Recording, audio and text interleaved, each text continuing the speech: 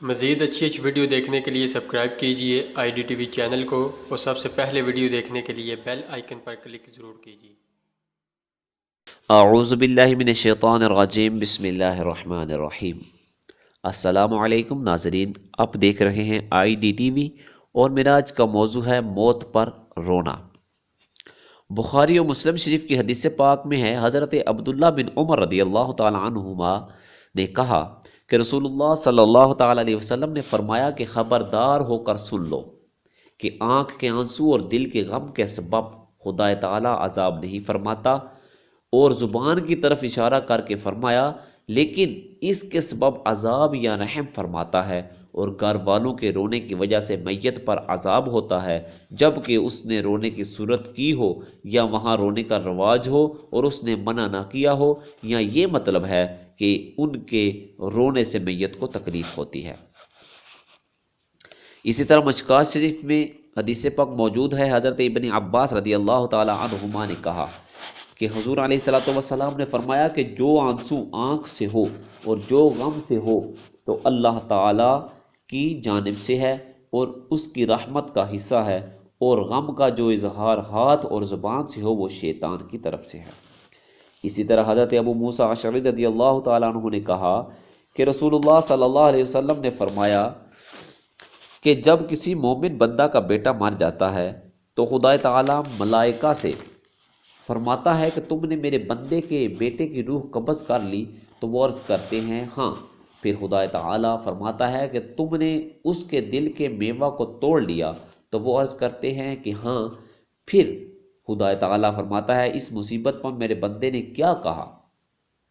تو فرشتے عرض کرتے ہیں کہ تیری تعریف کی اور انا للہ و انا الیہ راجعون پڑھا، تو خدا تعالیٰ فرماتا ہے کہ میرے اس بندے کے لیے جنت میں ایک گھر بناؤ اور اس کا نام بیت الحمد رکھو۔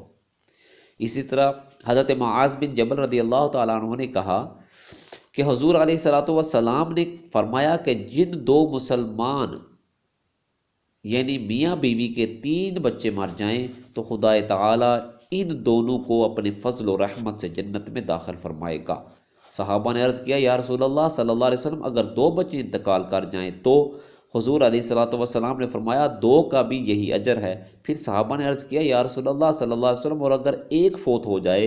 تو حضور علیہ الصلوۃ والسلام نے فرمایا کہ 1 کا بھی یہی اجر ہے۔ پھر فرمایا قسم ہے اس ذات کی جس کے دست قدرت میں میری جان ہے، خام حمل جو ساکت ہو جاتا ہے اپنی ماں کو آنول کے ذریعہ جنت کی طرف کھینچے گا جبکہ ماں اس تکلیف پر صبر اور ثواب کی طالب ہوئی ہو۔